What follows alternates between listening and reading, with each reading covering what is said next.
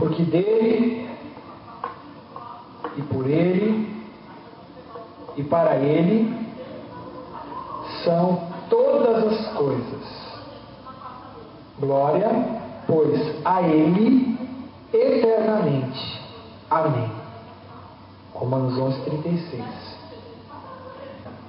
Rogo-vos, pois, irmãos, pela compaixão de Deus, que apresentei os vossos corpos como sacrifício vivo, santo e agradável a Deus, que é o vosso culto racional. Meu Deus, meu Pai, graças te damos porque o Senhor habita em nós e pode, isso é, tem todo o poder para nos ensinar. O Senhor é toda a capacidade. Obrigado, Senhor. Aleluia. Que assim seja, Senhor. Ensina-nos. Em nome de Jesus. Te agradeço. Amém. O convite à verdadeira adoração. Chamados para adorar.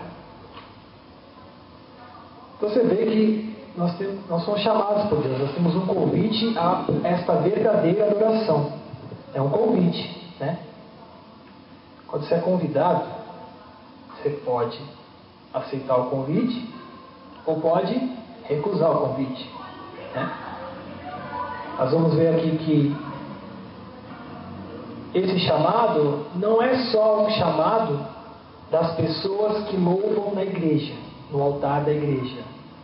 O chamado para adorar é para todos.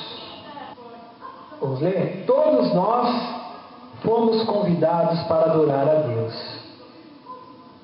E antes do convite à verdadeira adoração, Deus nos chamou à comunhão, à santificação e à liberdade. Então, à luz de Deus, vamos analisar esses 3 chamados essenciais. Chamados para a comunhão. 1 Coríntios 1:9 diz assim: Fiel é Deus, pela qual foste chamados para a comunhão de seu Filho, Jesus Cristo, nosso Senhor. Fiel é Deus, da qual foste chamados para a comunhão de seu Filho, Jesus Cristo. Nós fomos chamados à comunhão de filhos. Antes éramos criaturas, hoje somos chamados à comunhão de filhos, somos filhos, amém? Nesse mesmo capítulo, tem 2 versículos que são tremendos. A palavra diz, nesse mesmo capítulo 1 de Coríntios, que nós fomos enriquecidos em tudo em Cristo. Em tudo fostes enriquecidos nele. Toda a palavra, em todo conhecimento. Tudo nós fomos enriquecidos em Cristo. Tem mais. Lá também diz que nenhum dom nos falta, esperando a manifestação do Senhor Jesus Cristo. Nós, em Cristo, possuímos todos os dons. Todos. Quem são os filhos de Deus? Vamos ver? João 1:12-13 diz assim: Mas a todos quanto receberam, deu-lhes o poder de serem feitos filhos de Deus, aos que creem no seu nome, os quais não nasceram do sangue, nem da vontade da carne, nem da vontade do homem, mas de Deus. Quem recebeu Jesus recebeu o poder de ser feito filho. E mais, não nasceram do sangue, nem da vontade da carne, nem da deles mesmo, mas de Deus. Isso é, os filhos são os nascidos de novo. Só. O plano de Deus para a salvação da humanidade.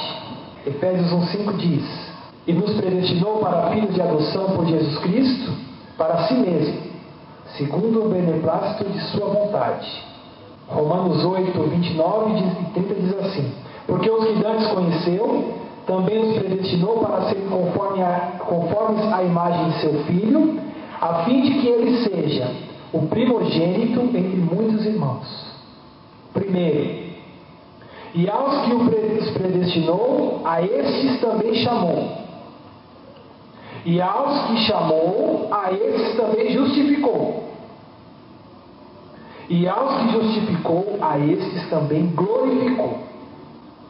Você tem comunhão com Deus, com Jesus Cristo? Você está em comunhão com Jesus Cristo? Você faz parte dessa comunhão que você foi chamado? Você tem esse chamado? Você aceitou esse convite? Então, quero dizer para você, você foi predestinado para isso. Você foi chamado para isso. Você foi justificado para isso. E você foi glorificado para isso. Ele nos predestinou, Ele queria a gente como filho. Aí Ele nos chamou. Só que para a gente poder ouvir a voz dele, precisávamos justificar. E o que é justificar? Vocês sabem? Tornar justo. O veredicto de Deus sobre nós, a humanidade em Adão. Esse é o veredicto de Deus. Como está escrito: não há um justo nenhum sequer. Não há quem entenda, não há quem busque a Deus. Todos se extraviaram e juntamente se fizeram inúteis. Não há quem faça o bem, não há nenhum só. Porque todos pecaram e destituídos estão da glória de Deus. Eu e você, em nós mesmos, não somos justos, não entendemos, não buscamos a Deus, nos extraviamos e nos fizemos inúteis. Eu e você, qualquer coisa que a minha carne faça em mim mesmo, vai gerar morte. É inútil. Porque o salário do pecado é a morte. Mas o dom gratuito de Deus é a vida eterna por Cristo Jesus, nosso Senhor. Em Cristo nós fomos justificados. Romanos 3, 24, Romanos 3, 26. Sendo justificados gratuitamente pela sua graça, pela redenção que há em Cristo Jesus, para a demonstração da sua justiça neste tempo presente, para que Ele, Jesus, seja justo e justificador daquele que tem fé em Jesus. Você crê em Jesus? Então, você se tornou participante do chamado à comunhão e foi feito justo por Ele. Ele é a minha e a sua justiça. Você não é justo em você mesmo. Nós somos justificados, nos tornamos justos em Cristo. Ele é justo e justificador. Ele é justo. Por isso que fala, não há nenhum justo, nenhum sequer. Não há nenhum que sequer justo. Fora de Cristo, não há. Se você é justo é porque você está em Cristo. Só. Se não estiver em Cristo, você é o velho homem. Por isso que fala aqui, assim que se alguém está em Cristo, nova criatura é. Você não é mais a velha, você é uma nova. Ah, irmão, não estou vendo isso não, viu? Algumas coisas. Mas você quer ver para crer? Quem são os filhos? Os filhos são todos os que são guiados pelo Espírito de Deus. Esses são filhos de Deus. Aqueles que são guiados por si mesmos não são filhos de Deus. Nem aqueles que são de Deus, mas querem que Deus faça aquilo que eles querem que faça. É tipo, manda em Deus. Ah, Deus é meu pai. Fica pedindo tudo pro meu pai, fica pedindo pro meu pai que eu quero. Esquece. Os filhos de Deus são guiados pelo Espírito de Deus. Você não sabe nem orar como convém, é o Espírito que ora por você, que intercede por você, Ele que te ensina a orar. Então, Todos os que são guiados pelo Espírito de Deus, estes são filhos de Deus. Isso é Romanos 8, 14. Vamos para a santificação. Porque nós não fomos só chamados à comunhão, fomos chamados para a santificação. Vamos ver? Aqui está escrito em Tessalonicenses 4, 7, diz assim: porque não nos chamou Deus para a imundícia, mas para a santificação. Deus é santo. E para se ter um relacionamento, desfrutar da comunhão com Ele, é preciso ser santo. 1 Pedro 1,15 diz: mas como é santo aquele que vos chamou, sede vós santos em toda a vossa maneira de viver. No Antigo Testamento, o Senhor manda dizer a toda a congregação dos filhos de Israel, em Levítico 19:2, está escrito: fala a toda a congregação dos filhos de Israel e diz-lhes: santos sereis, porque eu, o Senhor, vosso Deus, sou santo. Olha, vou ler de novo. Diz-lhes ao povo de Israel, filhos de Israel: santos sereis. Por quê? Porque eu, Senhor, vosso Deus, sou santo. Nosso Deus, nosso Senhor, é santo. E os que foram unidos com Ele em sua morte e ressurreição são santos e irrepreensíveis por meio do seu amor. Efésios 1:4 assim: como também nos elegeu nele antes da fundação do mundo. Nós fomos eleitos em Jesus Cristo antes da fundação do mundo, para que fôssemos santos e irrepreensíveis diante dele em amor. Você é um eleito, eu sou um eleito para ser santo em Cristo. Ele nos elegeu. Se você está unido na morte e ressurreição com Cristo, você é santa. Eu sou santo por causa de Cristo. Os eleitos de Deus, que foram santificados em Cristo Jesus, são chamados santos. 1 Coríntios 1:2. A igreja de Deus, que está em Corinto, aos santificados em Cristo Jesus, chamados santos, com todos os que em todo lugar invocam o nome do Senhor Jesus Cristo, Senhor deles e nós. Aos santificados em Cristo Jesus, chamados santos. Você foi santificado em Cristo Jesus? Você foi separado em Cristo Jesus? Quando Jesus morreu, você morreu com Ele. Você foi colocado no corpo dele para morrer ali, para haver a justiça de Deus. Deus julgou assim, falou: vocês são inúteis, perdi a esperança em vocês. Estou atraindo vocês para morrer em Cristo, para dar uma nova vida para vocês, porque vocês em vocês mesmos são essa porcaria. E nessa, eu vou dar uma nova vida para vocês. Sabe qual é a vida que eu vou dar para vocês? A vida do meu próprio Filho. Ela vai habitar vocês. E Ele é santo. Por isso que vocês se tornaram santos. Em Jesus Cristo, Deus nos fez templo dele para morar em Espírito. Onde o Espírito Santo habita é santo. Não sabeis vós que sois templos de Deus e que o Espírito Santo habita em vós? Se alguém destruir o templo de Deus, Deus o destruirá, porque o templo de Deus, que sois vós, é santo. Deus nos santificou, isto é, nos separou e nos comprou em Cristo. E através do trabalho do seu Espírito em nós, Ele nos conservará santos até o dia da vinda do Senhor. 1 Tessalonicenses 5:23. E o mesmo Deus de paz vos santifique em tudo, e todo o vosso espírito e alma e corpo sejam plenamente conservados e irrepreensíveis para a vinda do nosso Senhor Jesus Cristo. Isto é o que? Deus nos fez santos, agora somos santos nele. Somos santos, o Espírito Santo habita em nós. Oh, maravilha! E agora?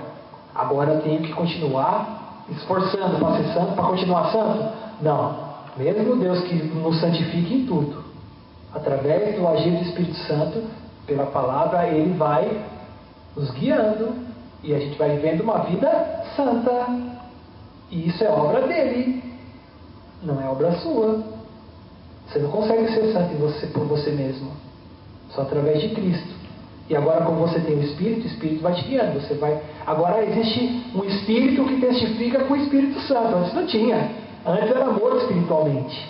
Agora você tem um Espírito que testifica com o Espírito que habita em você. Então você é santo.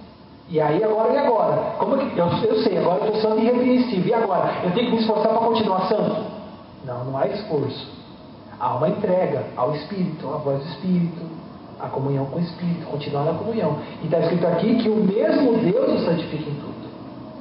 Santificação, que é a obra do Espírito de separação, de permanecer, de conservar você e eu santos até o dia de Jesus voltar, é obra do Espírito Santo.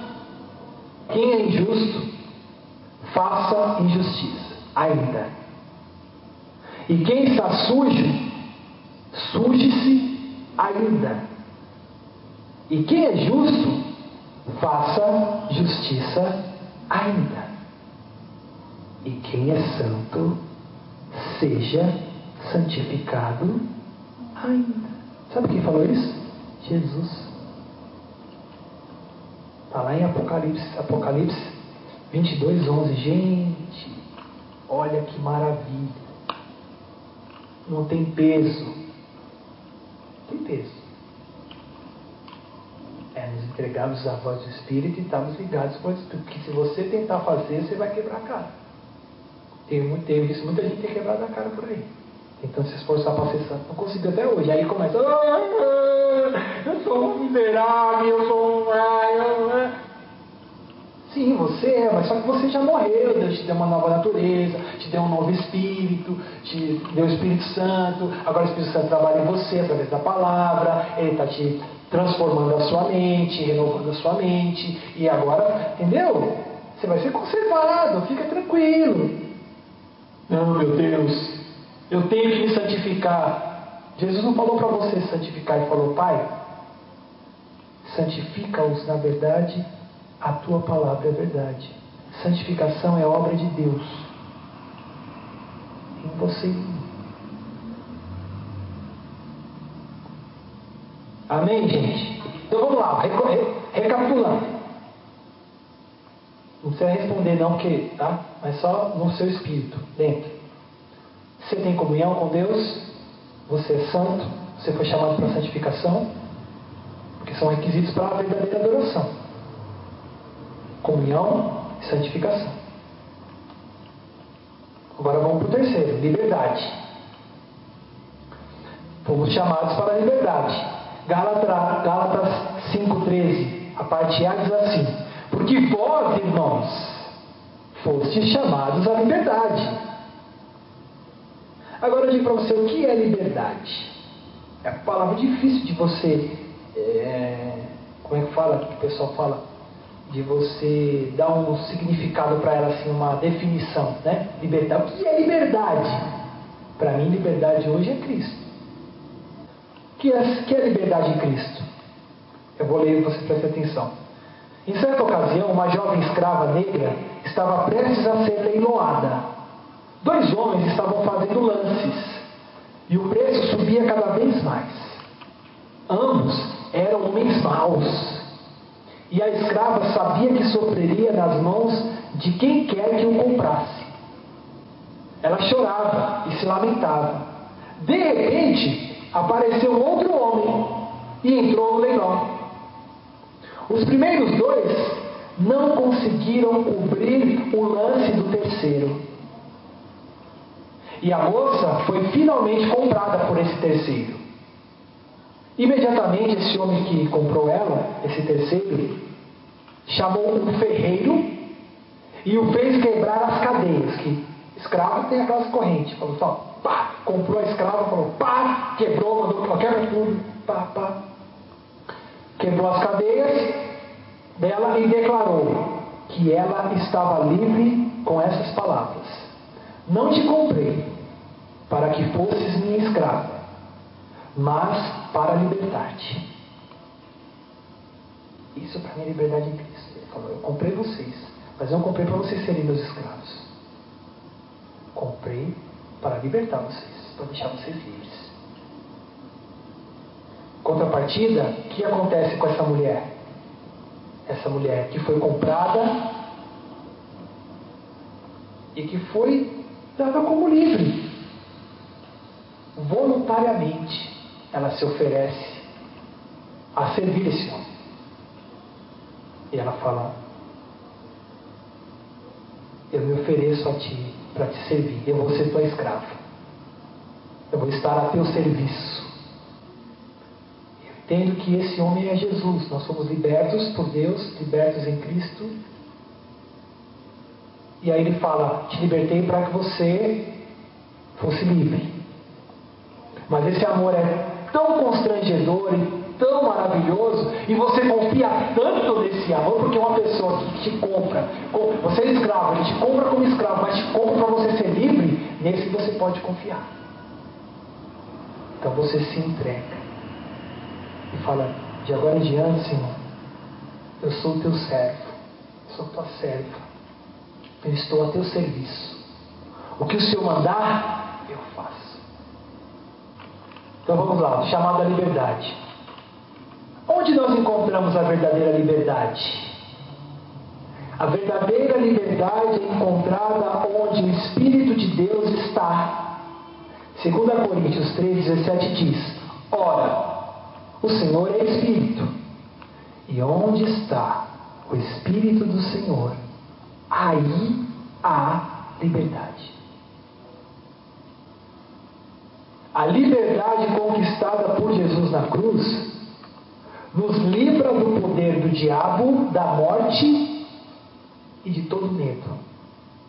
Hebreus 2, 14 e 15 diz: e visto como os filhos participam da carne e do sangue, também ele participou das mesmas coisas, para que pela morte aniquilasse o que tinha o império da morte, isto é, o diabo, e livrasse todos os que com medo da morte estavam por toda a vida sujeitos à servidão, escravidão. Fomos chamados a permanecer firmes na liberdade que Cristo nos libertou. Que não basta só ter a liberdade, nós vamos ser tentados a negligenciarmos, uma palavra bonita, né? Mas é a não desfrutarmos desta liberdade. Nós vamos ser tentados. Gálatas 5:1 está escrito assim: foi para a liberdade que Cristo nos libertou. Portanto, permaneçam firmes e não se deixem submeter novamente a um jugo de escravidão. Como nós experimentamos a liberdade em Cristo? Experimentamos a liberdade em Cristo mediante a justiça da fé, que se faz acompanhar pelo trabalho do Espírito Santo em nós. Gálatas 5:5 diz: nós, entretanto, pelo Espírito, e aqui é Espírito Santo, aguardamos a esperança da justiça que provém da fé. O Espírito é você? Pelo Espírito, você aguarda, crendo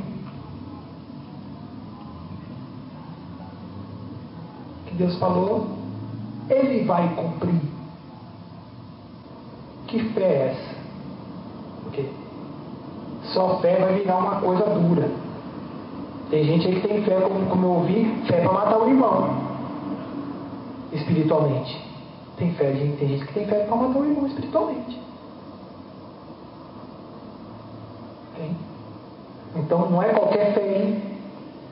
É a fé que atua pelo amor. Lembra que a liberdade te fez, o que Cristo fez, te quebrou suas cadeias tal, e te deixou livre, te fez se voltar para Ele e servi-lo? Pelo Espírito, pela direção do Espírito, nós aguardamos. aquilo que Deus disse. Porque você creu. E é uma fé que atua pelo amor, não é qualquer fé. Porque em Jesus Cristo, nem a circuncisão, nem a incircuncisão tem valor algum, mas sim a fé que opera pelo amor. Como que a gente também experimenta a liberdade em Cristo? Sendo servos uns dos outros pelo amor. Estando a serviço do outro pelo amor. Porque vós, irmãos, fostes chamados à liberdade. Não useis então da liberdade para dar ocasião à carne, mas servir-vos uns aos outros pelo amor. Como nós experimentamos a liberdade em Cristo também? Vendo no bem do próximo o meu limite. Porque a gente fala, tá, eu sou livre, liberdade em Cristo, eu aguardo pelo Espírito, maravilha. Mas qual é o limite? Olha para o seu lado aí. Olha para ele. Esse é o seu limite, esse é o meu limite. O meu e o seu limite é o teu irmão.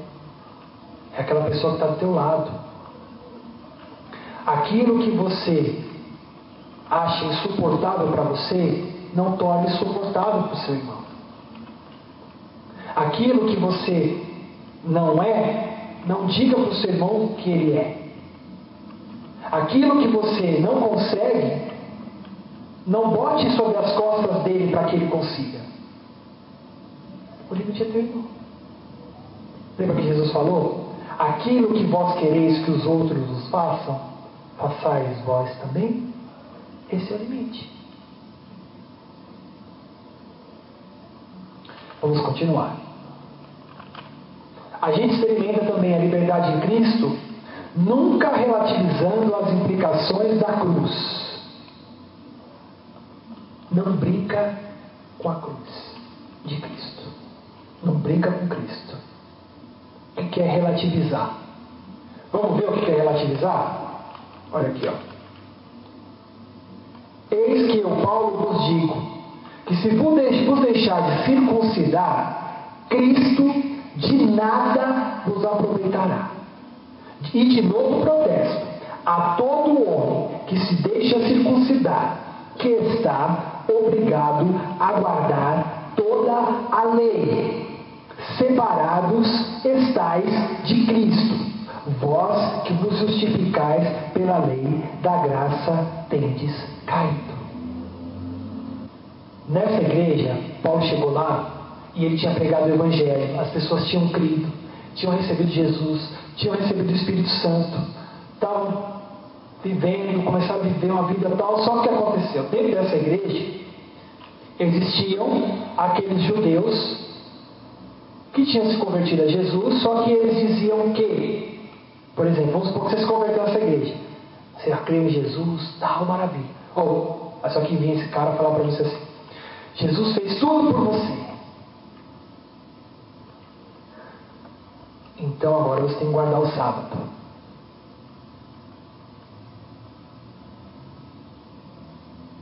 Ou então agora, Jesus fez tudo por você, mas se você comer carne de porco, perdeu a salvação.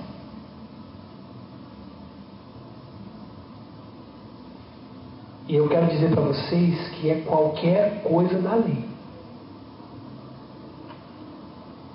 Paulo continua dizendo que se você pegar um mandamento como justificativa da sua salvação, você vai ter que guardar todos. Que você e eu estaremos separados de Cristo. Mas como que eu me separei? Você relativizou a cruz. Você falou assim: Jesus morreu por mim, eu morri com Ele. Ele me deu uma nova vida, me deu o Espírito Santo, me deu tudo que diz respeito à vida e piedade, pelo conhecimento da cruz, por Ele. Mas, para eu ser santo, eu tenho que me esforçar. Mas, para eu ter comunhão com Deus, eu preciso matar minha carne. você já morreu ou você já ou não morreu? Porque isso é brincar de relativizar a cruz. Está consumado. Tudo. Então, se qualquer coisa, mesmo que a gente, às vezes a gente, irmãos, a gente deve meditar nisso, porque às vezes a gente faz essas coisas sem perceber, na piedade. Com piedade. Senhor, obrigado pela tua salvação. O Senhor fez tudo por mim. De agora em diante a santificação deixa comigo. Está relativizando a cruz. Vai dançar.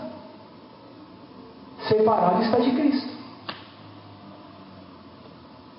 Então, irmãos, prestem atenção. O Evangelho é um só. É o Evangelho de Cristo. Tomem cuidado para vocês, mesmo estando sendo salvos, estando em Cristo, vocês não fazerem como aquele povo lá. O Paulo chegou lá e falou: foram para a liberdade que Cristo te libertou. Não se escravizem mais, não se coloquem debaixo de jugo de escravidão. Quem se coloca é eu e você. E lá tinham dois povos. Um que falava isso e outro que falava outra coisa. Ai, vocês estão nesse negócio de lei. Ah, mas vocês são... Está fora isso daí. É graça. Agora é graça. Mas essa graça deles não era uma graça, era uma graça confeitada. Então uma tremenda desgraça. Porque eles diziam assim: Cristo fez tudo por mim, eu sou salvo por Cristo, então não tem mais pecado. Então, mesmo que eu seja tentado, eu posso continuar pecando. Porque onde abundou o pecado, superabundou a graça de Deus. Então o que acontece? Vou continuar pecando, porque vai superabundar a graça de Deus. Aí Paulo fala para os romanos desse jeito, pelo Espírito de Deus: como vocês vão viver no pecado se vocês estão mortos para o pecado? Ora, nós, de maneira nenhuma, devemos viver no pecado. A graça, a liberdade, não é brecha para você fazer o que você quer na sua vida e achar: não, esse pecadinho aqui não tem problema não. Pecaremos mais para que a graça abunde? De maneira nenhuma. Nós nem devemos pensar nisso. Agora olha o que está escrito aqui. 1 Coríntios 6, 10. Não erreis, nem os devassos, nem os idólatras, nem os adúlteros, nem os efeminados, nem os sodomitas, nem os ladrões, nem os avarentos, nem os bêbados, nem os maldizentes, nem os roubadores herdarão o reino de Deus. Não tem só esses não, mentiroso também não vai. Então nunca relativize a cruz. Cristo fez tudo por mim, mas eu tenho que guardar a lei. Ou Cristo fez tudo por mim, e por Ele fazer tudo por mim, eu posso viver no pecado. Você está relativizando a cruz, está caindo da graça. Você está falando que o que Cristo fez na cruz, se você está vivendo o pecado, que o que Cristo fez na cruz não valeu, porque você continua vivendo o pecado. De um lado é a lei, de outro lado é a libertinagem. Então, por favor, irmãos, fiquem atentos para isso. A gente vive também, experimenta a liberdade em Cristo, reconhecendo e permanecendo no que é verdadeiro. 1 de João 5,20 diz assim: e sabemos que já o Filho de Deus é vindo e nos deu o entendimento para conhecermos o que é verdadeiro e no que é verdadeiro estarmos, isto é, em seu Filho Jesus Cristo. Ele é o verdadeiro Deus e a vida eterna. Alguma dúvida? Jesus falou também, que é o de João: as minhas ovelhas ouvem a minha voz. Não é a minha, não. É a voz de Jesus, é a voz dele, é a voz do Espírito. E o Espírito nos guia em toda verdade. E a verdade é a palavra de Deus, que é viva. Muitas vezes você vai ler a verdade e a verdade vai dizer que você está errado. Se a verdade falar que você está errado, você está errado. As minhas ovelhas ouvem a minha voz. Não precisa se inventar um outro evangelho. Embora Paulo mesmo fala que um outro evangelho. Se alguém for anunciar um outro evangelho, da qual eu não tinha anunciado, tal, seja anátema. Irmão, Cristo é suficiente na nossa vida. Amém? Aleluia! Vamos louvar a Deus. Graças a Deus, hoje somos dele. E nele somos justos, santos e livres. 1 Coríntios 1,30 diz: mas vós sois dele em Jesus Cristo, ao qual para nós foi feito sabedoria e justiça e santificação e redenção. Agora, tão somente nos resta verdadeiramente adorá-lo. João 4, 23 e 24 diz: mas a hora vem, e agora é, em que os verdadeiros adoradores adorarão o Pai em espírito e em verdade, porque o Pai procura a tais que assim o adorem. Deus é espírito, e importa que os que o adorem em espírito e em verdade. O Espírito, através do apóstolo Paulo, nos convida em Romanos 12:1. Portanto, meus irmãos, por causa da grande misericórdia divina, peço que vocês se ofereçam completamente a Deus, como um sacrifício vivo, dedicado ao seu serviço e agradável a Ele. Esta é a verdadeira adoração que vocês devem oferecer a Ele. Infelizmente, muitos têm deixado de lado a comunhão, a santidade e transtornado a liberdade, porque não se oferecem a Deus. Eles também foram salvos, selados com o Espírito Santo, mas por não terem disposição para se consagrar inteiramente a Deus, acabam se perdendo pelo caminho e assim não o adoram verdadeiramente. Mas o que é esta consagração, da qual Paulo nos convida, que nos leva à verdadeira adoração, e Deus diz que importa que os que o adorem assim? Que consagração é essa? É uma consagração na qual apresentamos nosso corpo por sacrifício vivo. Ninguém que se tenha consagrado deixa o corpo sem consagrar. Temos de consagrar todo o nosso ser ao Senhor. Consequentemente, a boca não é nossa. Os ouvidos não nos pertencem.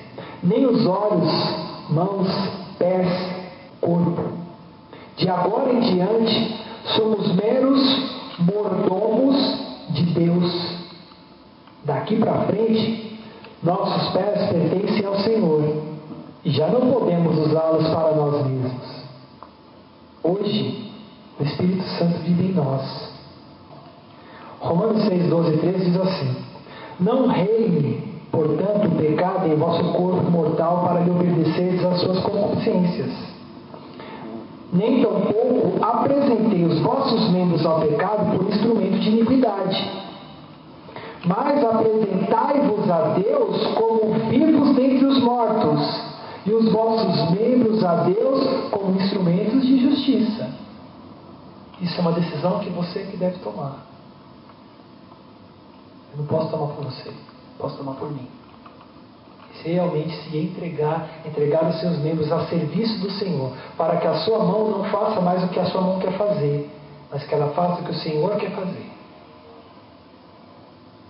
Vocês lembram que existe uma luta da carne contra o espírito e o espírito contra a carne? E vocês lembram também que a nossa luta não é contra a carne? Os verdadeiros adoradores levam diariamente no seu corpo o morrer de Jesus, para que a vida de Jesus se manifeste também no seu corpo mortal. Trazem no seu corpo as marcas do Senhor Jesus. 2 Coríntios 4:10 e Gálatas 6:17. Trazendo sempre por toda a parte a mortificação do Senhor Jesus em nosso corpo, para que a vida de Jesus se manifeste em nós também nos nossos corpos. Aí Gálatas, desde agora ninguém me inquiete, porque trago do meu corpo as marcas do Senhor Jesus. Trazendo sempre por toda parte o morrer de Jesus, para que a vida de Jesus se manifeste também nos nossos corpos. Porque aquele que vivifica, porque o Espírito que vivificou o corpo de Jesus é o mesmo que vivificará os nossos corpos mortais. Os verdadeiros adoradores não se gloriam em nada a não ser na cruz de Cristo. Gálatas 6,14 diz: mas longe esteja de mim gloriar-me a não ser na cruz de nosso Senhor Jesus Cristo, pela qual o mundo está crucificado para mim e eu para o mundo. Os verdadeiros adoradores também, eles crucificaram a carne com suas paixões e cobiças. Gálatas 5,24 diz que os que são de Cristo crucificaram a carne com suas paixões e concupiscências. Eles se consideram mortos. Não tem vida em mim mesmo. Eu? Não é o autor? Não. Porque muita gente fala, já estou crucificado com Cristo. Vivo não mais eu, mas Cristo vive em mim. Maravilha! Só que além de viver Cristo, também vive em eu. Ou eu não estou aqui? Ou eu estou onde eu estou? Eu estou aqui.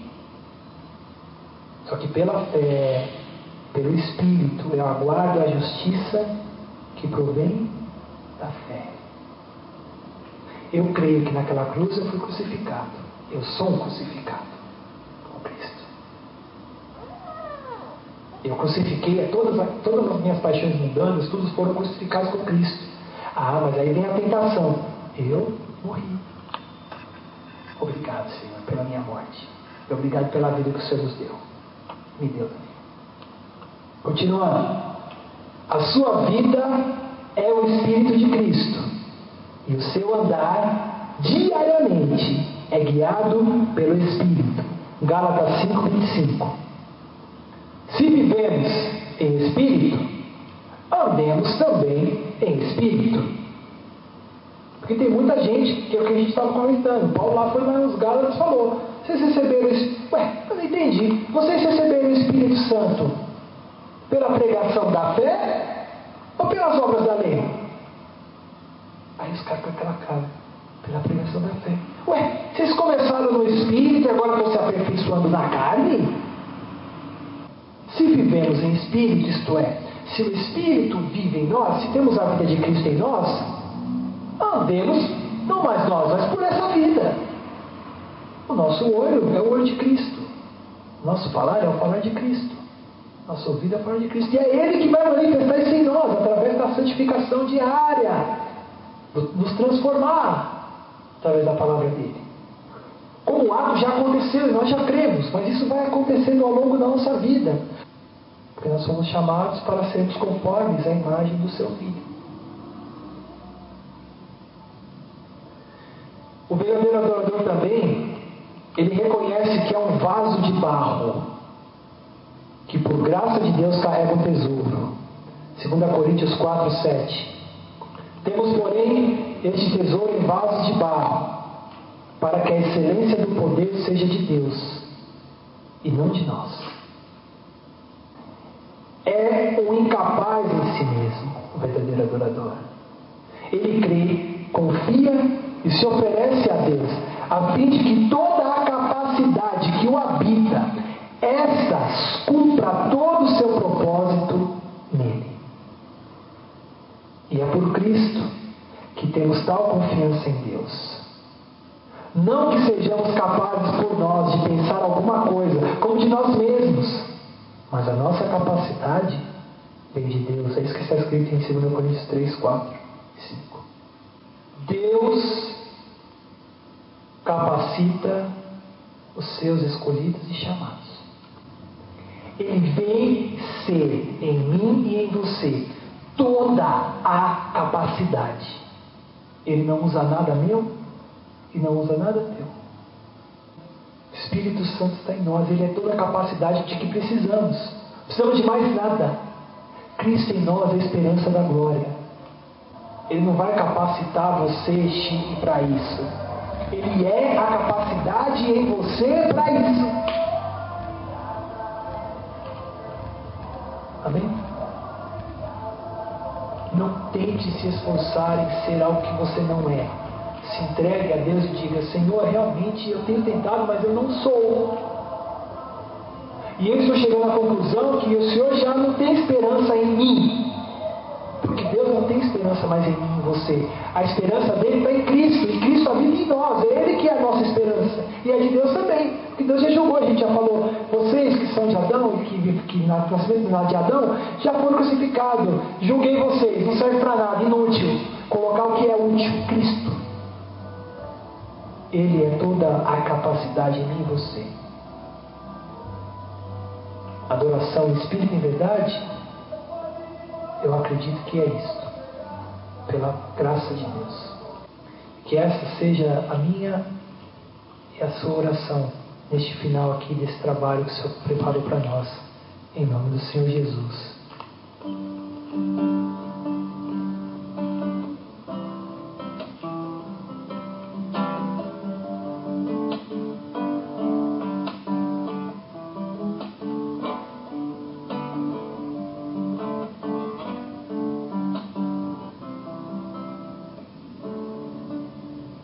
Que seja meu universo, não quero dar só pouco do meu tempo, não quero dar-te um dia apenas na semana. Que seja meu universo, não quero dar-te as palavras como gotas. A graça do Senhor Jesus Cristo e o amor de Deus e a comunhão do Espírito Santo seja com todos vós. Amém?